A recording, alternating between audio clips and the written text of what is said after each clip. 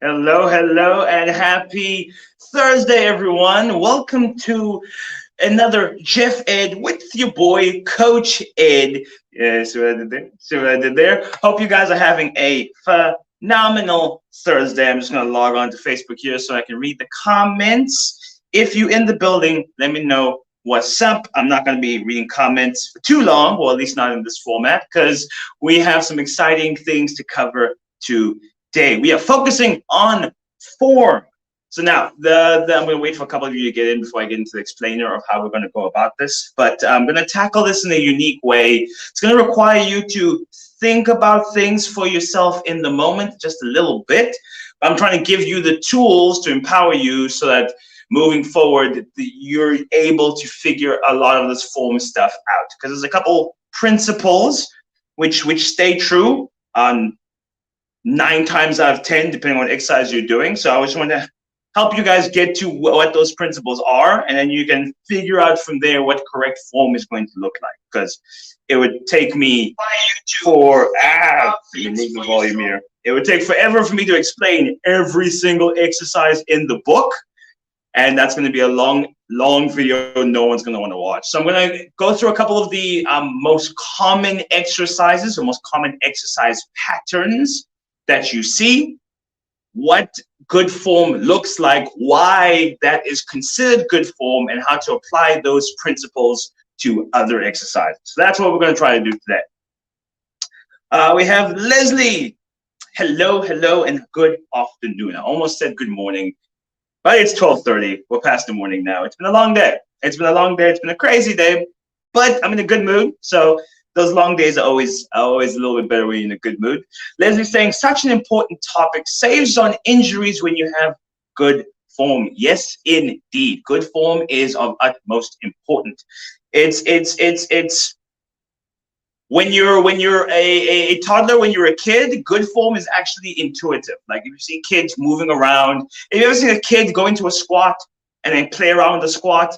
They 9 times out of 10, kids always have perfect form. So it's a little bit intuitive, but as we have adapted in the world we live in now, as soon as you're like 5 or 6 years old, you're put in a chair and told to sit there for like 6 hours a day. We unlearn a couple of these habits. So it's just trying to relearn what we forgot.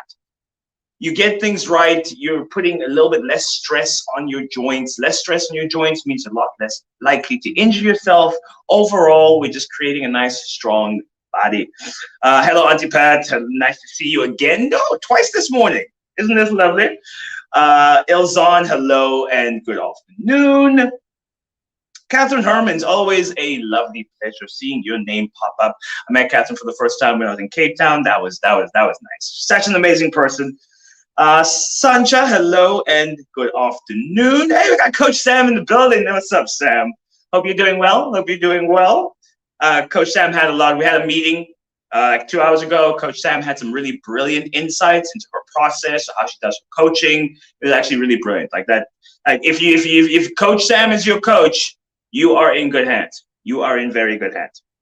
Karika, hello, Buffalo Soldiers team. We have Nikki from the A team in the building. We have Debbie Bronwyn. Wow, this is a lot. This I think is the best attendance I've had in the Jeff Ed in a while. Shows you guys have really been hungry for this focus on form video. Okay, Tricia, I'm gonna butcher someone's name today. Tricia, I want to say hello and good afternoon. So if I butcher anyone's name today, I apologize. If you've been watching me long enough, you know I am terrible at pronouncing names. It's a wonder I can even speak. Marion, hello. Jackie, Kate, Mulaney. I want to say Mulaney. There I go, butchering names again.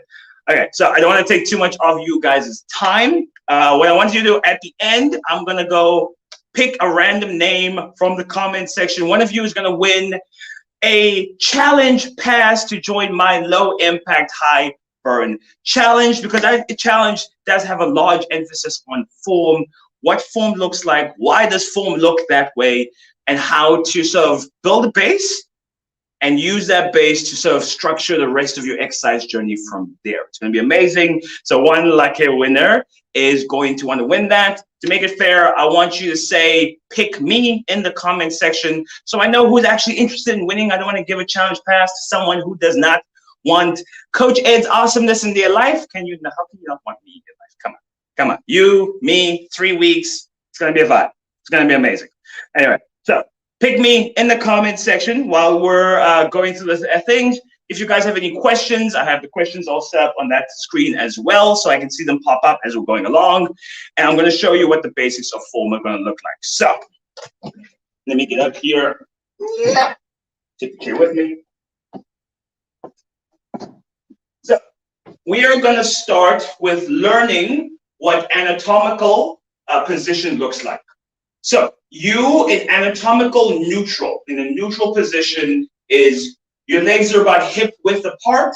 Hip width apart means if you were to draw a straight line from where your hip bones are to the ground, that straight line sort of cuts your feet into 2 equal halves. This is hip width apart. Shoulder width apart is if you were to draw a straight line from your shoulder, from your armpits. If you were to draw a straight line from your armpits straight to the ground, that would cut your feet in half. So this is hip width apart. Shoulder width apart is ever so slightly wider. Anatomical zero is you standing nice and upright. Your shoulders are pinned back.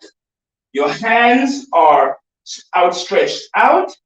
And your head is in neutral. So your ear, your shoulder, your hip, your knee, and your ankle are all in a straight line with each other. This is anatomical zero, anatomical neutral.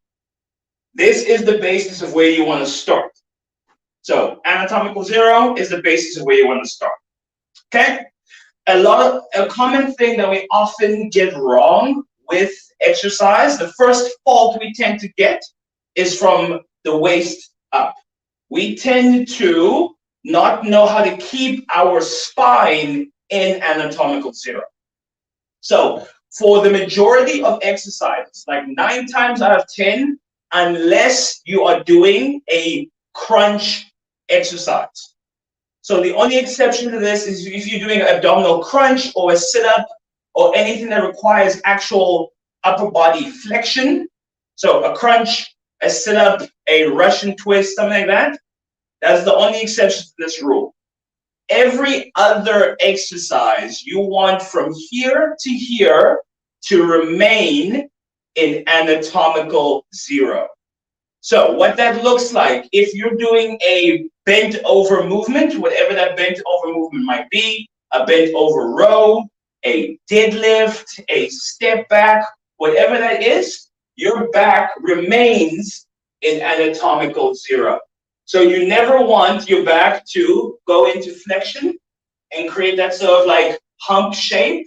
You always want to remain in anatomical zero. So that is true for every exercise unless you're doing something where you're actually trying to flex your core like a crunch or a sit-up. Every other exercise, your spine remains in anatomical zero. So if you struggle with keeping your spine in anatomical zero, here are a couple pointers that you can use. First of all, you want your shoulder blades pulled together. So you want to go from your shoulder blades spread apart to together. If you look at it from the front, it's you're there to there. You want to spread and open up your chest. Spread and open out the chest. If you can hold your shoulder blades together instantly, when you bend over, keeping your shoulder blades together, you remain in anatomical zero. If you relax your shoulder blades and let them loose, then you tend to bend over. Shoulder blades pinned together, that's anatomical zero. So if you're squatting down, for example, shoulder blades pinned together, chest outright, squatting down, coming up. Squatting down, coming up. From here to here, anatomical zero in a neutral position. Let me just look at the comment section, make sure I'm not missing anyone. So yeah, so that's essentially what it is. So that is true for literally 9 out of 10 exercises, here to here, anatomical zero. Your shoulders are pinned back, and they're not just pinned back and up. So you don't want to be in this hunched up position either. You want your shoulders pinned back and down. So you want to get your shoulders away from your ears. Back and down, chest proud, you hold that position. Whether you're bending forward, whether you're squatting, whether you're shoulder pressing, whether you're doing a bicep curl, whether you're punching, you're always in anatomical zero. You do that, and then you're really protecting your back and spine. Part of that is also getting your core. So core stability is also a very important aspect of this. How you achieve core stability is I want you to put your hands on your stomach. I want you to breathe out, moving your hands away. Breathe in, moving your hands away, breathe out, hands depressing, breathe in, breathe out. And I want you to flex your core slightly. So try to do your belly button towards your spine. So where your belly button is, you breathe out, you breathe in, breathe out, and you hold that belly button in, shoulders pinned back and down, holding that core position, flexing the muscles of your back, and that is your neutral position. From here, this is where you go into your punching motions, your bent over motions, your squat motions, and the exact same thing applies to any other plank or push-up variety. So again, keeping that neutral position, here to here, getting in position, back is straight. Whether I'm pushing, whether I'm mountain climbing, I'm keeping a stiff spine. I'm not ever letting myself do this. So you never want your shoulder blades to become uncoupled from each other. Shoulder blades come together. So that is what a neutral upper body position looks like. Okay, I'm going to look at the comment section again. Make sure if you have any questions, if I'm going through anything too quickly, just let me know. Okay? So that's the basics of your upper body posture. Neutral spine is what you're trying to achieve.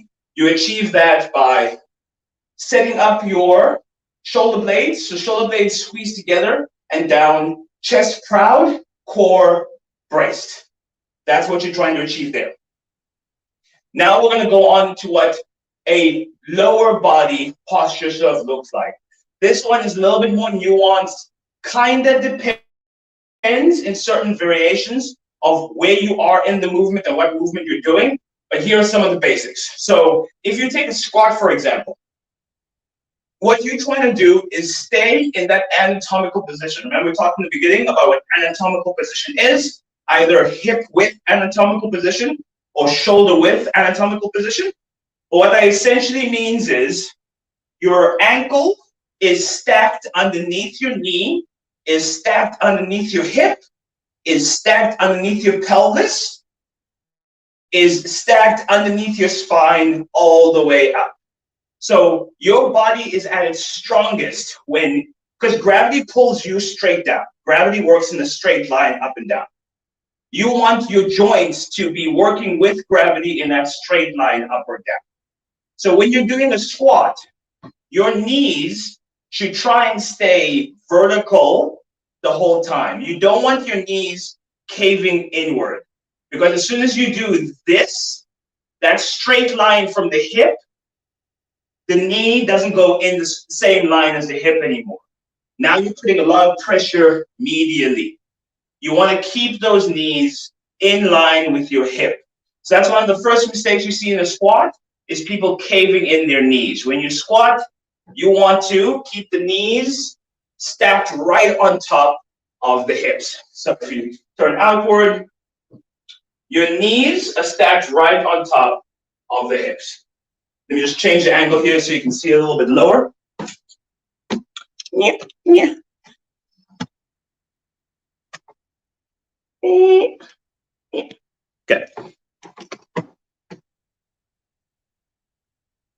Okay. So you want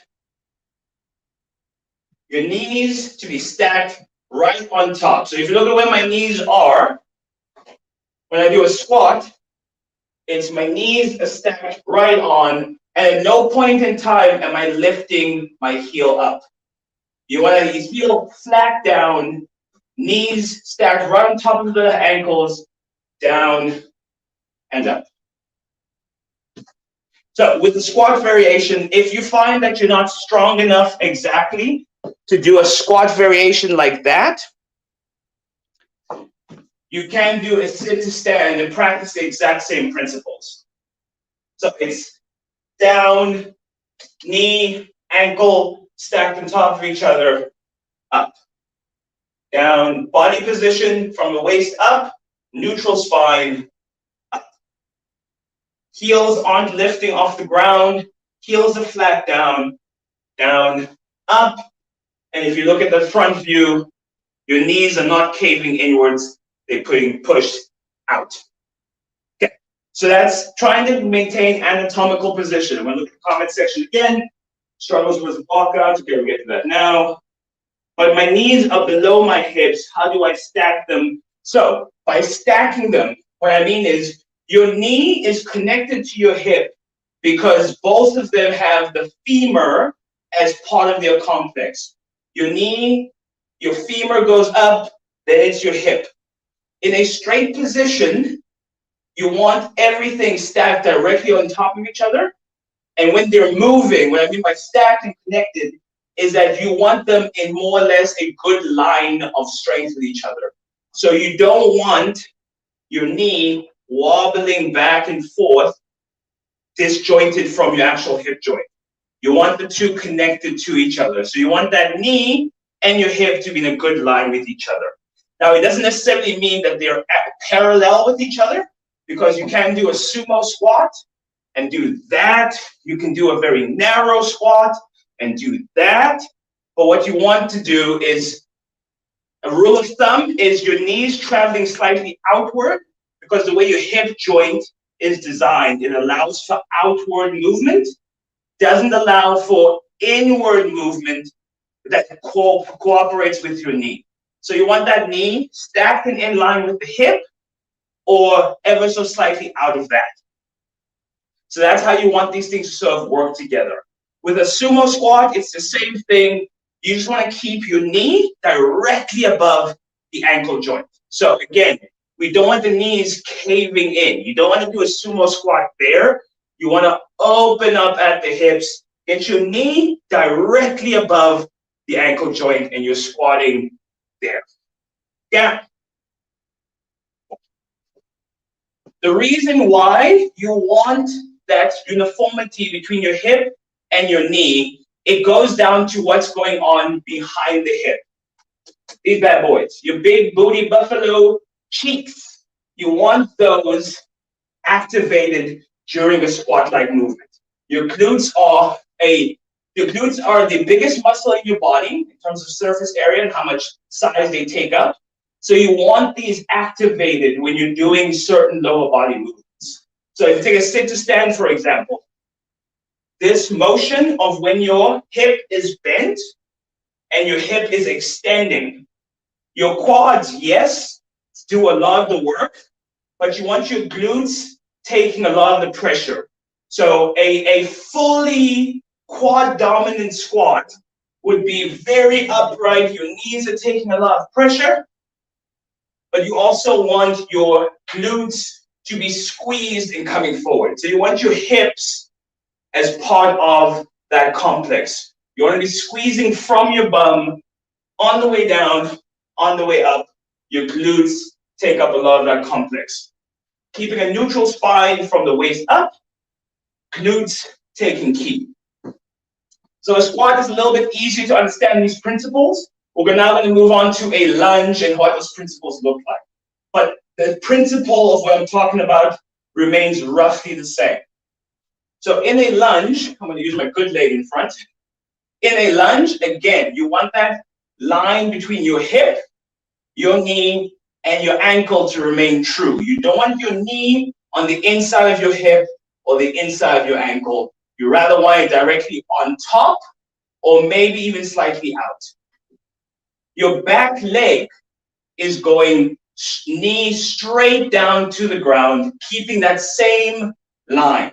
Your knee in line with the ankle, in line with the hip. So with the lunge, keeping a neutral spine here to here, you're going to go back leg straight down and come up. Back leg straight down, everything in line with each other. You don't want the knee moving back and forth. Everything straight line and then straight up. So if you look at the front view of what that looks like, it is everything in a straight line. Your torso is upright. You're not hunched forward. Torso is upright. Straight line down and up.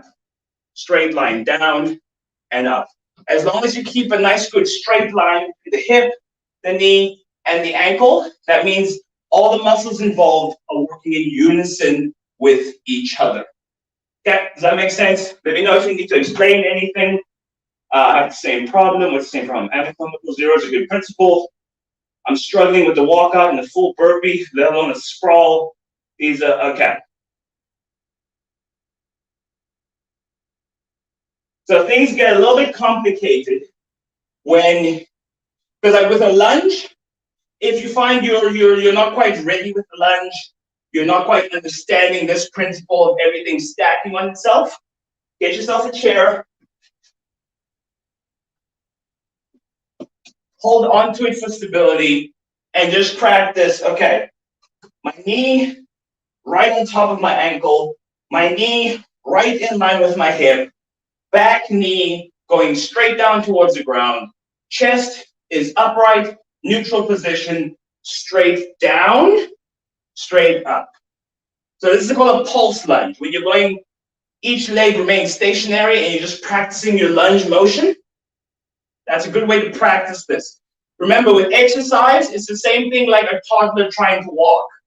A toddler trying to walk is going to fall 15 to 20 times an hour, up to 100 times a day. And at no point in time do they tell themselves exercise is not for them. They keep practicing. The same thing with you in exercise, and you keep practicing. Nice and upright, hold on for stability, down, up. If you find going a full lunge is a little bit too demanding, what you can do is just shorten that motion. Back knee, down, that's low enough, back up. Practicing that straight line between knee, ankle, and hip. When it comes to stuff like chirpies, burpees, sprawls, walkouts, same principle. Anatomical zero from up here to up here. Your legs in a nice good line with each other, trying to use your glutes as soon as you have to go into extension. So with the chirpy, I'm reaching for the chirpy, I'm keeping an anatomical zero, holding on, you jump out into a neutral position, you're not there, and you're not up here, you're trying to keep it in a nice neutral position, jump back in, activate the glutes, stand. There, jump, there, stand. Only thing you're doing with a burpee is taking that exact same motion down to ground. So now, due to differences in flexibility, sometimes it can be hard to stay in anatomical zero and reach all the way for the ground. Some people tend to lose it about there. That's typically okay, as long as when you catch yourself, you try and stay in that anatomical zero. So you can get a little bit of a bend just to get to the ground. Catch yourself in zero. Come back up. It's a little bit okay to have a little bit of a bend, but then your first motion is getting to neutral, then from the glutes up. Okay, so 9 times out of 10, the anatomical zero position here to here, you're trying to maintain that, and as soon as you do any extension, you're trying to get from the glutes to do your extension. You don't want to ever stand up from a straight kneed position, because then you're just asking your hamstrings, your glutes, and your lower back to do everything. You want to stand up from a bent position up. Get more muscles involved in the process. If your knees are a little bit bent, your quads can help you, your glutes are in a better position, and if those two are in a good position, you're a lot less likely to use your lower back. Yeah. I feel like I could talk for like another hour on just these principles. I hardly ever feel my glutes when squatting. I only feel my quads.